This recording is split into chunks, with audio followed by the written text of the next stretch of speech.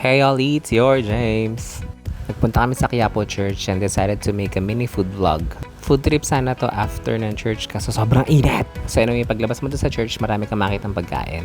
At dahil mainit, ang una naming hinanap ay drinks. Una namin nakita tong Aling Coras fruit shake. May avocado tsaka dragon fruit. Pinili ko yung dragon fruit. Di ko alam kung dahil mainit lang pero ang sarap talaga niyan. Got this for only 70 pesos. Feeling ko dahil sa condensed milk kaya masarap siya. Tapos yung lakad-lakad kami, hanap kami na pwedeng makain. Nakita namin tong famous Sotanghon ng Quiapo. Yun yung pangalan niya. Tapos sa loob, marami sila mga poster ng mga vloggers tsaka mga coverage ng news. So baka masarap, kahit yung try namin. Meron din sila dyan mga kanin, may okoy ata yun, may ulam din, may siomay. Pero since breakfast kami, ito yung kakainin namin. Dami din kumakain, tsaka mukhang masarap talaga siyang tignan, kaya dito na kami.